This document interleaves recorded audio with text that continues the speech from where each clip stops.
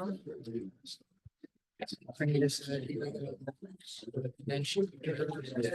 nice going first.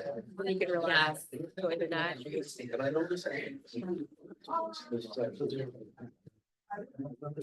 iPhone came out. So. I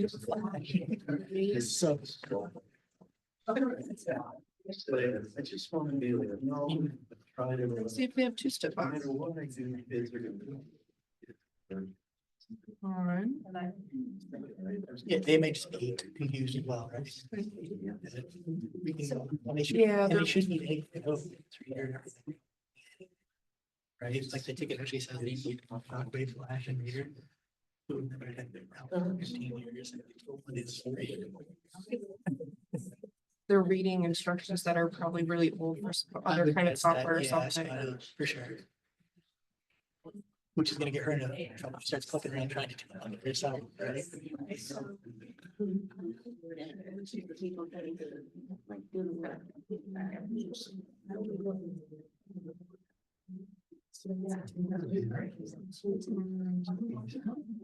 Made changes to, they changed their MFA today. But a good thing about it. I don't know. Should have stayed live. I think you're spot on, Location, It's one of right, that. but it's one of the two. that they're looking at all creative. I think that's really neat. That's It's not in logs. It's just yeah, I was gonna hit them up on security and see if they feel. Clay, Clay. See if that's.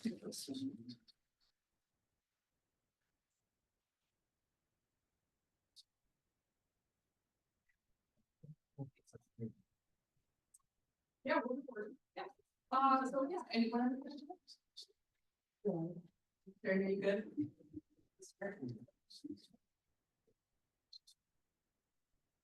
Okay. You want to start talking or ready to start?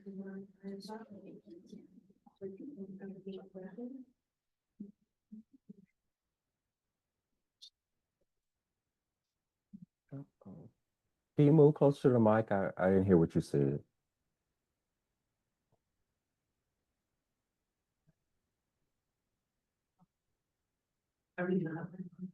Oh, yeah, where are the microphones? You need the microphones. Yeah. The one on top. Right there. And there should be another one.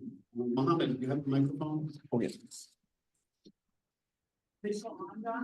Yeah, press and hold it. Yeah. Until it lights up. Yep. This one on testing. Can I get a, Does it have lights on it? it does not. I can hear you, Nora. Okay. Testing, 1, 2. I can hear you, Nicole. Yep. John, this one I think is dead. It's flashing. Yeah. Sure.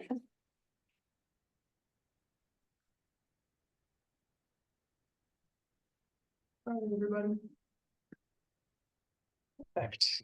Well, Yay, come to the rescue.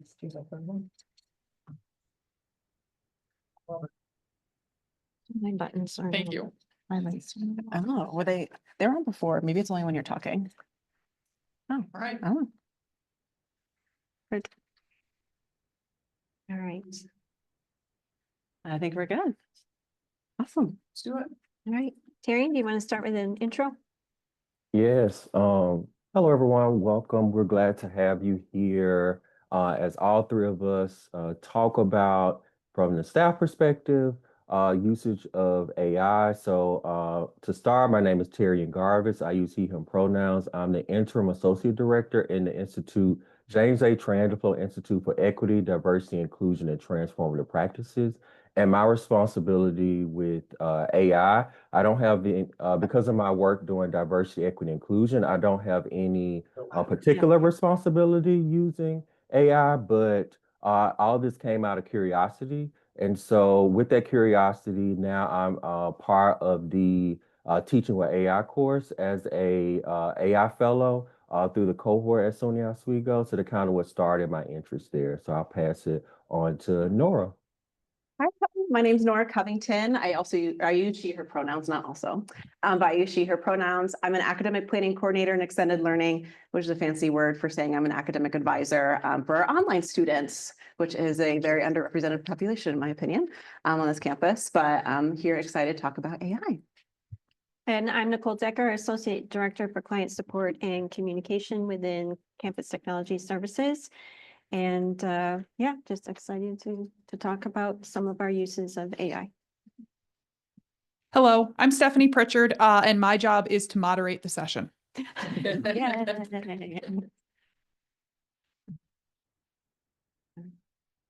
So we would like to start by asking the audience, in what ways are you currently using AI?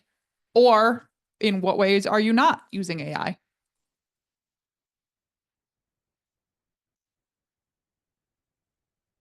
Thank you, Teresa. Do you need a microphone? No, I can shout. I use it to help me draft emails. That's great. Thank you. Thank you, Allison. I'll volunteer because I just gave a workshop. I used AI to not only write emails, but also to write workshop descriptions, workshop content, and anything that I am just kind of having trouble figuring out how to put into words. I'll use AI to chat back and forth with to figure it out. Thank you.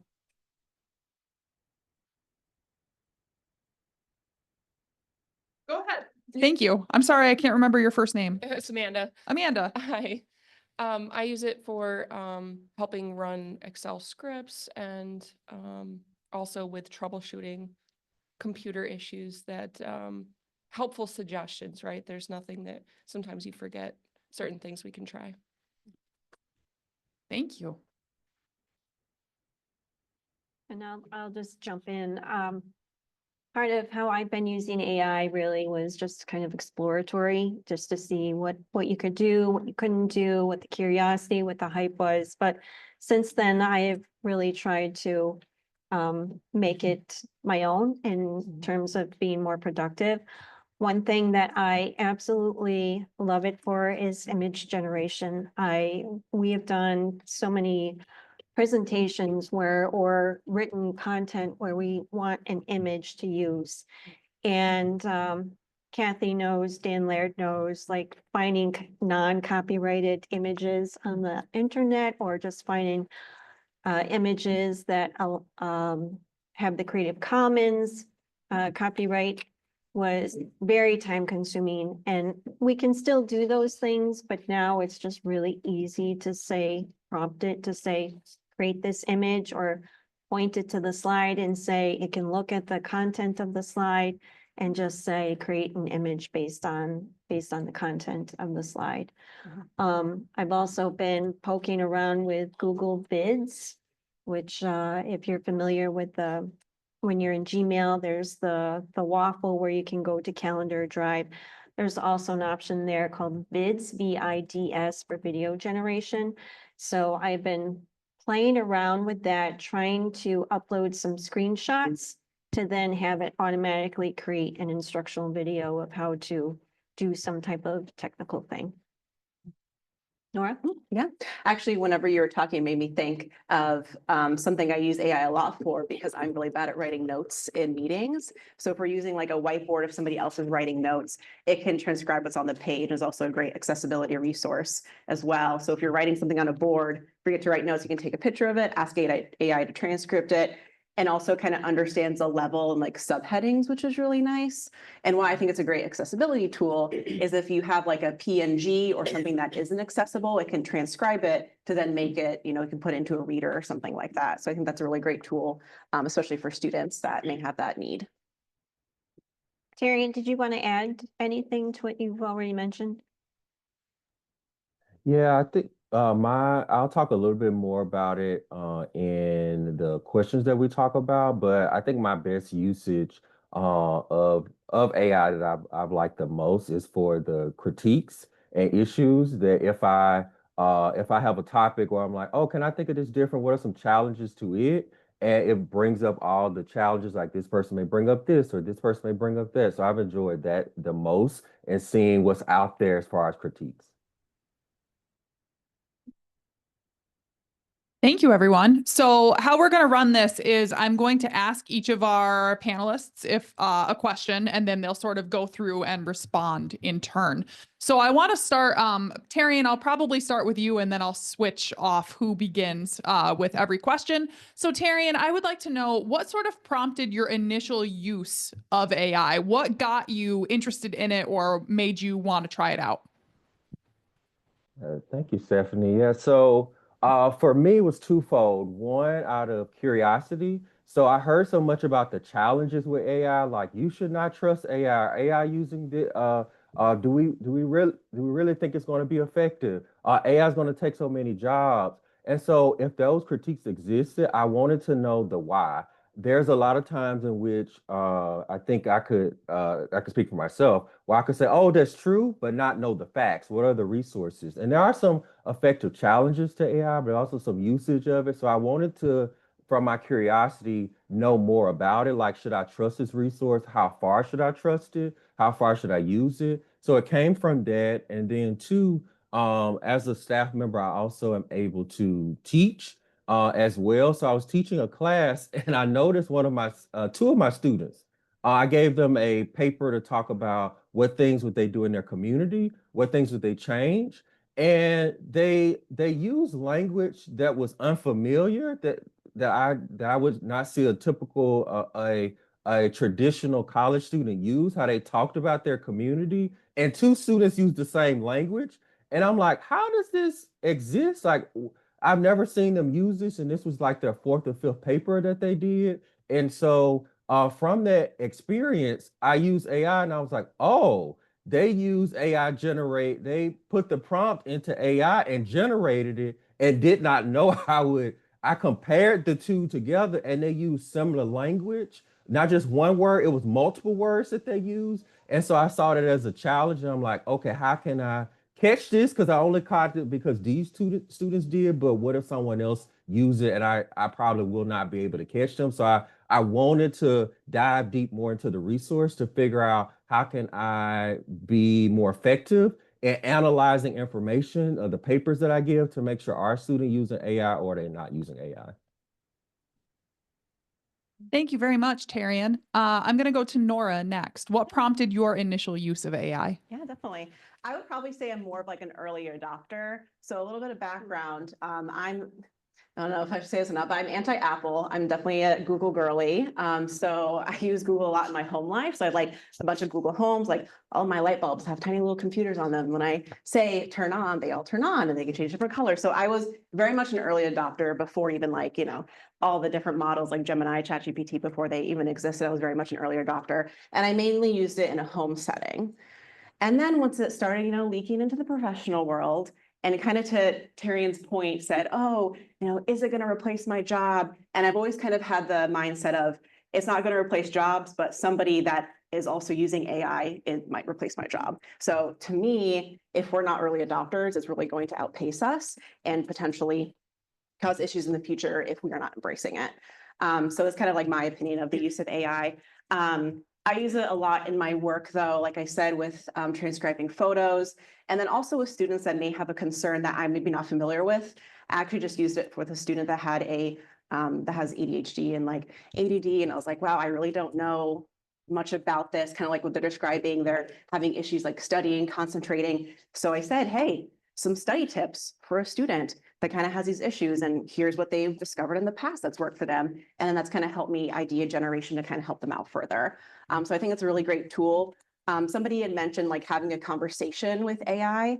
And I thought that was really funny because AI is kind of like my drunk friend of like, hey, I need help with this. But then they don't really understand the context of it because they need to like help it prompt. So I might say, hey, plan a trip to New York City with me, show me some hotels. And it shows me like all the top hotels. And I just say, hey, Gemini, that's what I use because it's Google. I'm not a millionaire, so please make budget-friendly options for me. So it's kind of like my drunk friend that doesn't remember everything about me. So that's how I use AI. Thank you very much, Nora. I'm totally going to steal the drunk friend thing for later workshops.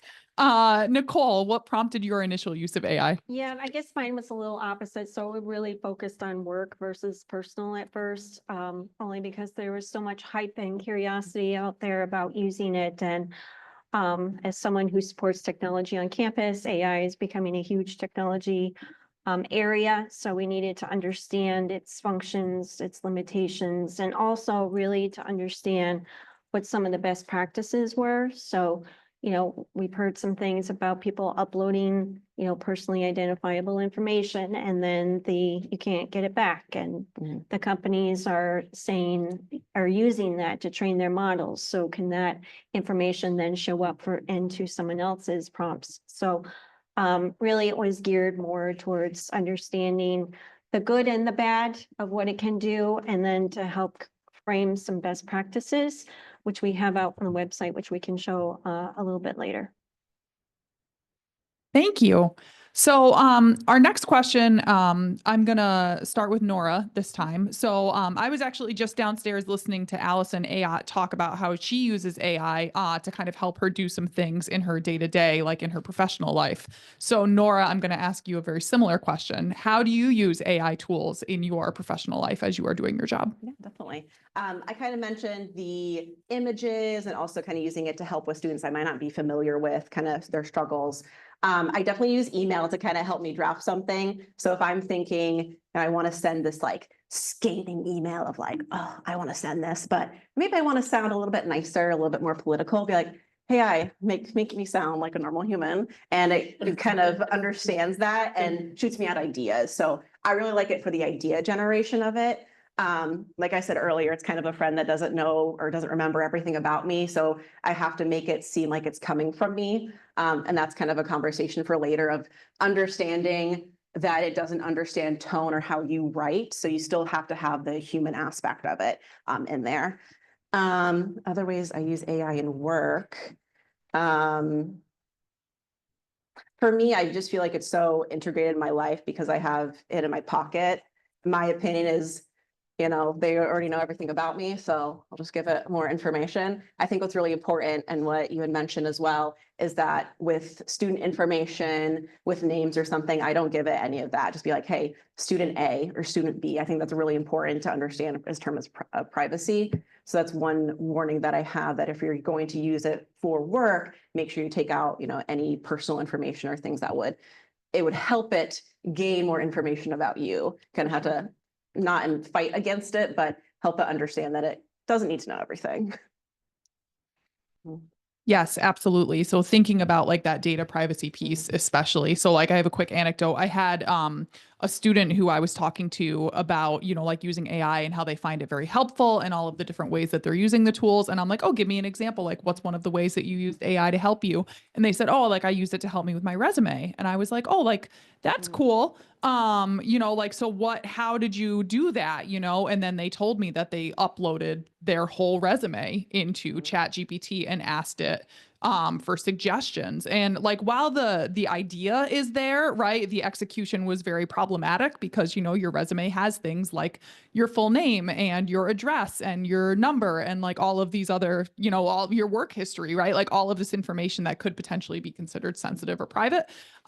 So that turned into kind of like a learning opportunity. So definitely like, as we're using it, it's important for us also to talk to our students and then our colleagues as well about those very real concerns. Thank you. Nicole, how do you use AI in your professional life? Just kind of similar to what folks have already mentioned. If we are writing content for Oswego Today notice, we, I may start, people have good writing days and they have bad writing days. And so if things just aren't flowing together nicely, I may say, highlight a paragraph and say, make this sound better or more succinct. I've used it for October's National Cybersecurity Awareness Month with raising awareness about phishing, doing a phishing marketing campaign. So in October, we generally use 1 week to highlight something in regards to security. So I've asked it to come up with a phishing campaign and generate some images that are related to it. I mentioned just creating images, how much of a time saver that is for us. And yeah, I think not so much on emails, but it's there, for use for sure. But oh, actually, Dave, I was going to give this example. So we had a printer come back to us through the SUNY Print Initiative, and we generally write down whose printer it was so that we can document that it's been removed out of service. And there was a sticky note on it that had a person's name on it, and for the life of us, we could not read the person's handwriting. And we're trying to figure out, whose handwriting is that, so Dave and I are like, I don't know. So Dave just took a picture of it, uploaded it into ChatGPT, and it got the name just like that. And it was pretty cool how it did that. That's a great example. Thank you, Nicole. Yeah. Tyrion, how do you use AI in your professional life? Yeah, so I talked about the idea, and Nora kind of talked about it as well, like generate ideas of the brainstorm. So I know in the fall, as a member of the Teaching with AI cohort, I'll be when I teach my class, I'll have a AI policy along with an activity to do with my students. What I did this semester is help with my workshops and my class this semester as well, generate ideas and brainstorm different methods of teaching and engaging. So one of the ways in which I used it was ask students, like many of us, beginning of class, hey, how are you feeling? What are any challenges? And this was February or March, so most of the challenges was the snow. So what I did, I asked it for different ways of like doing an icebreaker. So one of the ways it told me was to ask students to draw on the board. And so it's a different, all of us expressing in a different way. So instead of just talking about it, I asked them, hey, here, what are the things you're dealing, what is the challenge you're currently dealing with, and draw it. So it was an artistic way. I found out who can draw. I cannot draw, but it was a different way of expressing ourselves that allowed people to tell their story, to let out some of the challenges or barriers that come with a classroom, that you have to only think one way and do one way. So I was able to allow them to express, allow myself to express, and also to learn more about the students in a way, and for them to express in a different way as well. Thank you very much, Tyrion. So, Nicole, I'm going to go to you for the next question, which is, how are you using AI, if at all, in your personal life? So I'm taking a trip to Minneapolis in a couple of weeks for a conference, and I've got a little bit of free time on a Monday, and the conference starts on a Tuesday. So recently I used Gemini and said, create an itinerary for me. I'm going to be in Minneapolis, Minnesota on June 9th. And I want it to be from like 11 a.m. to 7 p.m. Include lunch and dinner in there, and include some restaurants to go to. And it created a whole itinerary for me. And it included some museums. And so I wasn't quite sure how far away those were from the hotel that I'm staying at. So I modified it a little bit to say, I'm staying at this hotel, and create another itinerary, same thing, but with things to do that are closer to the hotel. And that's when I discovered that the Mall of America is nearby. So there's lots of things to do there. And it included some local restaurants in the mall for authentic Minnesota food. And then for dinner, it said, hey, the hotel you're staying at has some really good restaurants in it too, with some authentic Minnesota food. So try those for dinner. And then I'm like, okay, well, the next thing I have to do is figure out how to get from the airport to the hotel.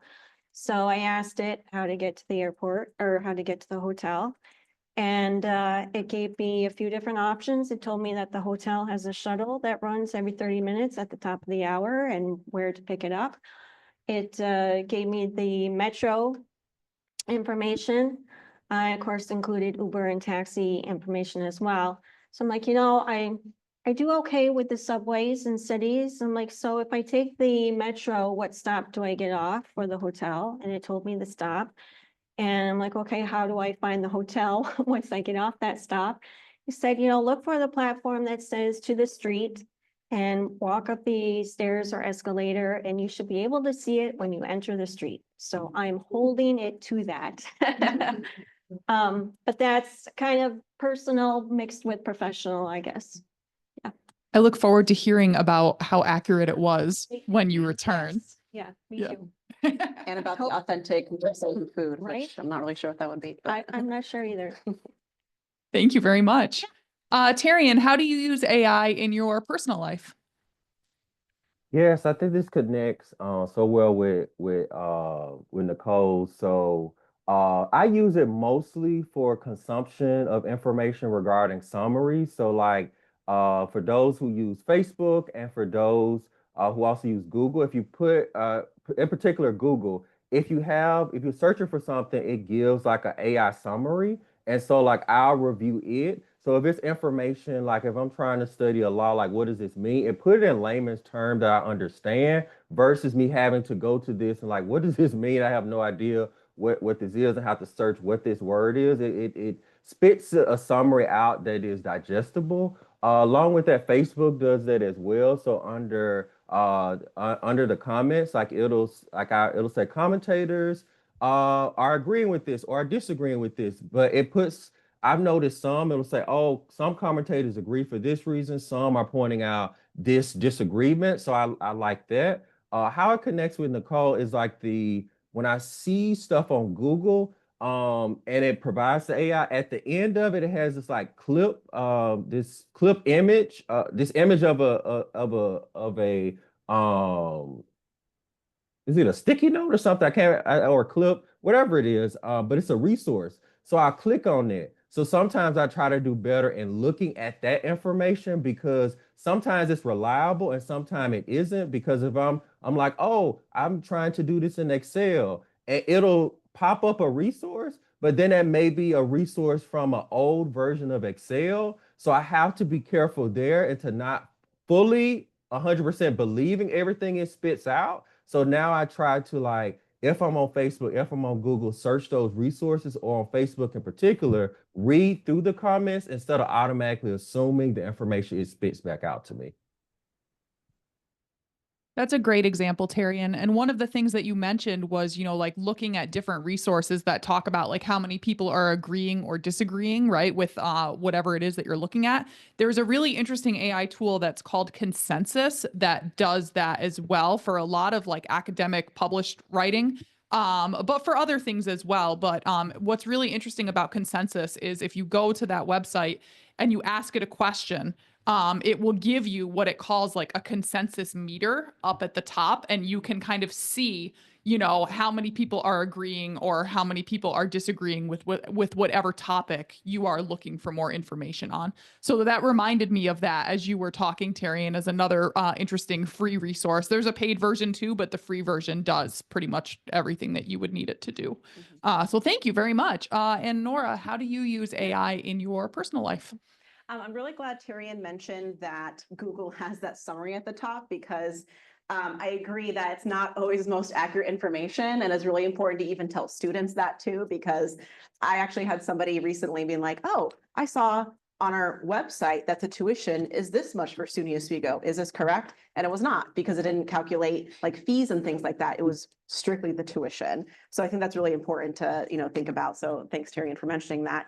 In my personal life, you all know everything about me that I use Google all the time. But recently I actually used it this weekend because my husband and I were trying to figure out our garden layout because we're big gardeners. It's our grandparent hobby. And we have this plot. We took a picture of it. We put it into Gemini and said, hey, we're thinking about getting 4 or 5 beds. Could you think of a size for us? Maybe some plants. We're in this zone. We're at this location. What do you think? And it just kind of came up with a few images. I think it gave us 3 ideas, and that helped us get started. And then we went to Lowe's. So I think it's really great for those types of things. The idea generation of it is really helpful. Thank you very much. So I'll share a quick story also because I can't resist. So my daughter is 6, and for Easter this year, I had the brilliant idea that I was going to make a riddle to hide in one of the eggs that she was finding during her egg hunt. And after she solved the riddle, it would lead her to where I had hidden the Easter basket. So the challenges with this is that even though, you know, like I teach writing and I'm pretty good at writing, I had to tailor the riddle with, you know, like 1 and 2 syllable words because that's what she can read. And I really wanted her to be able to like solve the riddle by herself. So I used ChatGPT to help me come up with an age appropriate riddle. And also it helped me figure out like a decent place where I could actually hide the dang basket instead of just like, you know, leaving it out somewhere. Cause last year she found it in like 2 seconds and it was very upsetting for me. So anyway, it was super helpful kind of coming up with that activity for her. So that's one of the ways that I used it recently. It was in her laundry basket. All right, so I'm gonna go back to Nicole. What are some ways we are using AI without knowing it? Terry and Nora mentioned already some of the Google searches that you do.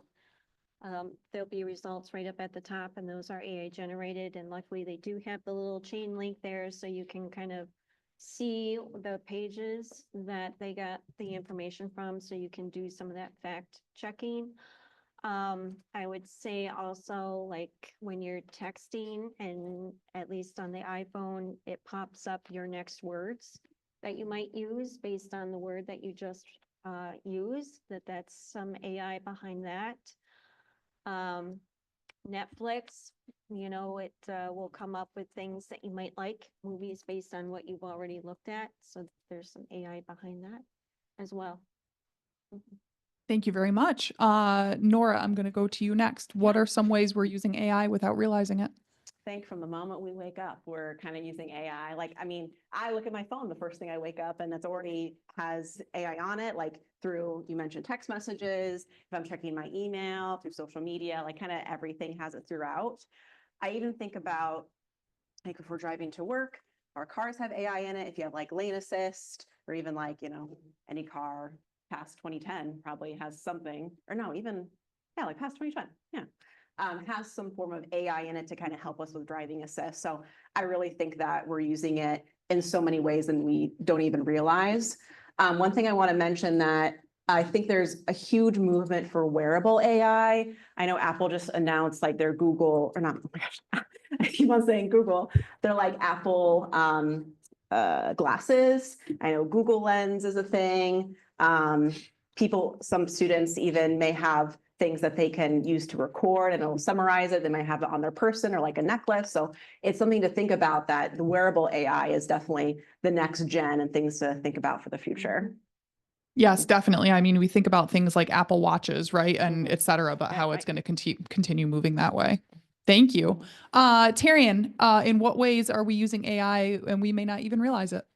Yeah, I want to connect it to the resource that some of us are using, that many of us use now, is Zoom. So what I brought up to Nicole and Nora is that I'm one of those people that do not read the terms and conditions all the time or most of the time. And so when I think it was last year, earlier this year, so we have Zoom Companion or AI Companion. And so one meeting, I noticed that it was saying like it was transcribe a recording, and I was like, I don't know whenever I agreed to this, and so I think that in our settings, sometimes I have to remember to toggle off the AI companion. So I think that AI companion through Zoom was automatically selected, and we have to unselect out of it. At least the first generation of, I think they've updated since then. And so that's one way that we're using. So I question sometimes, what are the things that are within our terms and conditions that are saying what AI usage is happening? What are they doing with that AI? What are they doing with that information? Are they selling it? Are they using it to create better information? So that's something that I'm quite curious about. But that is one of the examples. So like if you're using Zoom, do you automatically have the AI companion already checked, or do you have it unchecked?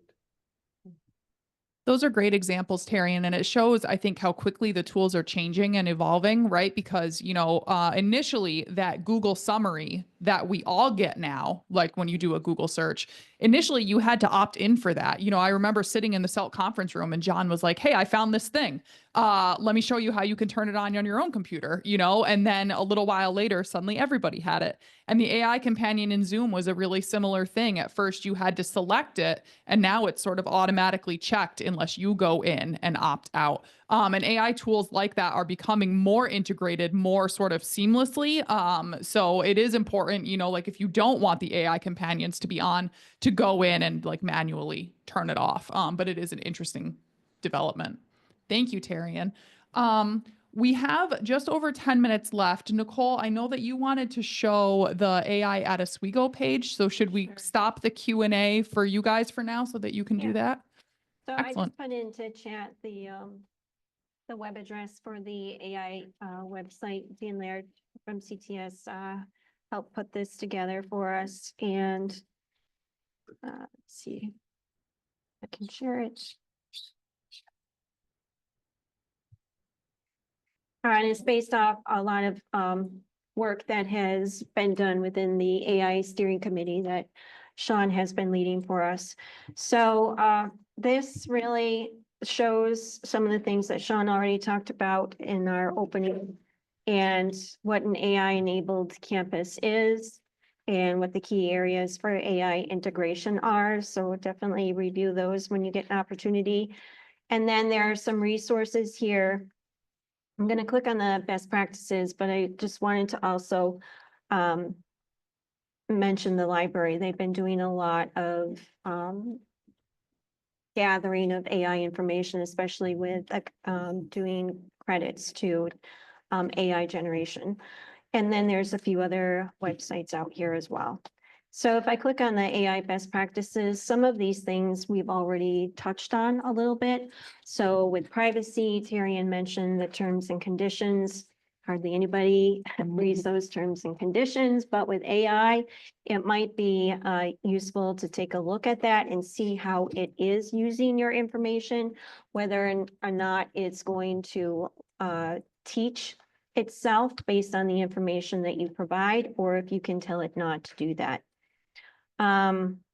Also, we talked about personally identifiable information. Please do not upload anything that has personally identifiable information. You may see that talked about as PII for short, social security numbers, identification, ID card numbers, things like that. And then if we go into the ethics section, this really is about making sure that the information that you're getting from an AI tool is what you want to be represented. Some based on the information, it's only giving you information based on what it knows. So it can lean towards one way or another. If you're doing image generation, is it inclusive? Is it diverse? You know, make sure it's representative of what you want to say. But also, you know, copyright is mixed in there as well. And there are proper ways that you can give attribution, which are listed on the library's website. So just check for any bias or influence when you are getting that information back, whether it's text or image. Data accuracy, Scott talked about his hallucination that he got when he was doing his research. I have actually had things hallucinate for doing image generation as well. It was really weird. I had to do some images on AI that is rapidly changing, and it gave me 4 images, and each one of those images had the word rapidly spelled wrong and differently in each one, like differently wrong in each one. So that was kind of threw me for a loop. But do check the data accuracy. Security is a big thing. We in the past with phishing, we've been able to really kind of train ourselves to detect when a message has been created by some hacker based on really grammar, you know, how the sentences are formed, misspelled words, things like that. So just like AI is making us more productive, AI is making hackers more productive as well.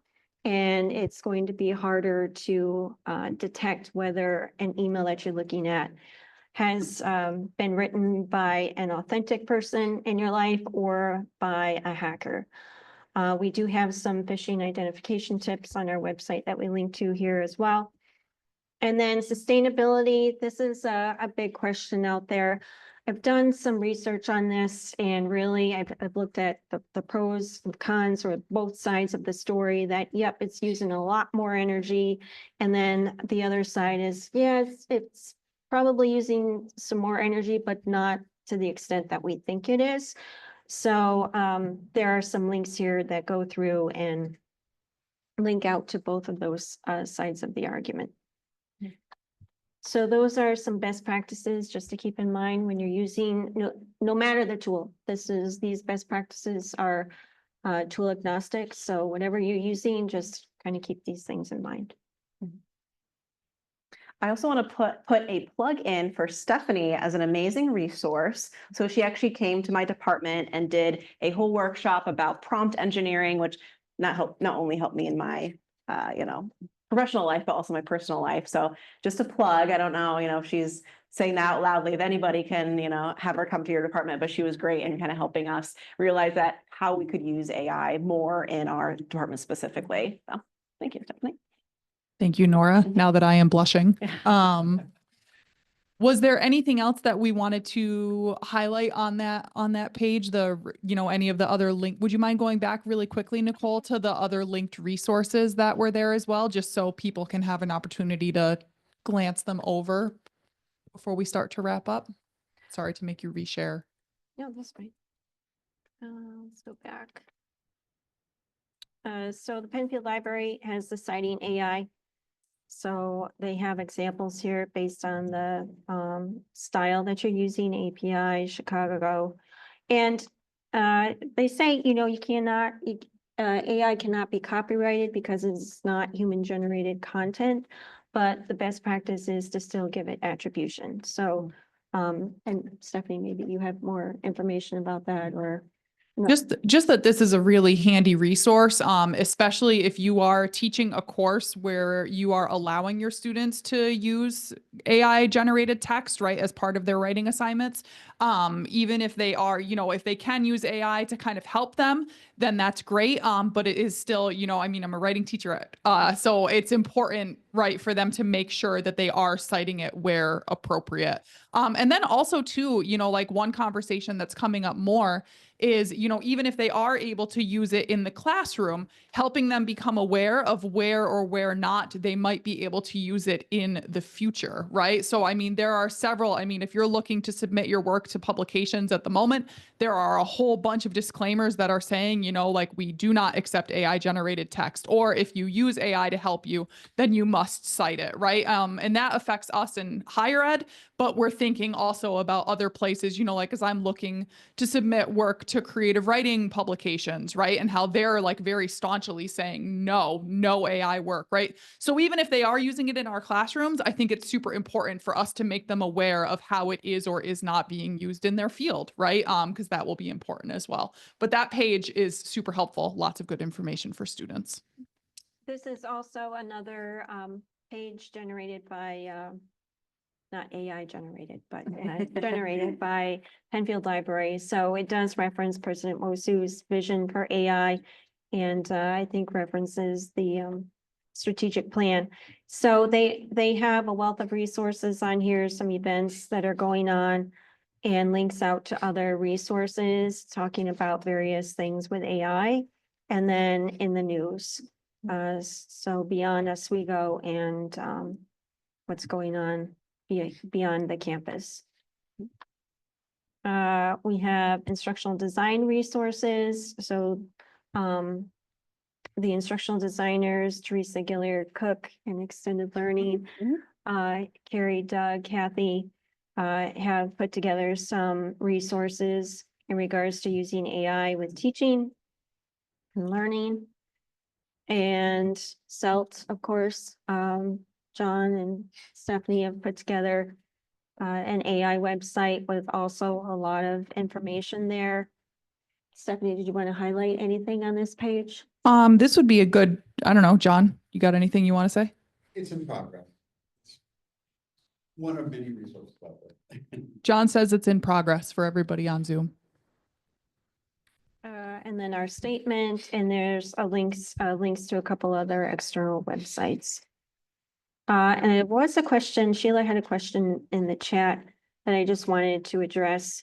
I heard that Google Gemini will access all our emails and other personal stuff we have on Google platforms. Is it possible to use Gemini without letting it do that? You can use Gemini without logging in, and there's two things to this. There are some folks on campus who have a Gemini paid license that will allow you to do more with your documents, with your email, than you would in a typical Gemini free version. You can also use it without logging in, I believe, so you could use it in that respect as well. I hope that answers your question, Sheila. I think it's also really important to think about how you're using it professionally and personally and almost separating those, because that's how I think about it in my mind. So I will completely log out of all my personal stuff and log into my professional email, my professional Gemini, just to kind of separate it. So also whatever AI I'm using also doesn't get confused of what I'm asking it, because it has all the context from my personal life and I don't want it to know all of that. I just want it to know me as a professional. Yeah. So kind of thinking of it in that way too. Your two identities. Right, exactly. Yes. Exactly. Okay. All right, were there any questions?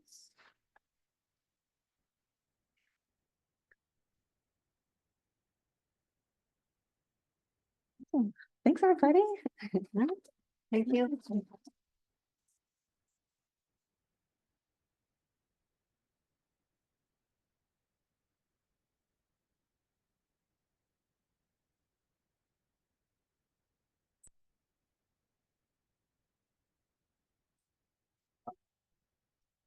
The next one.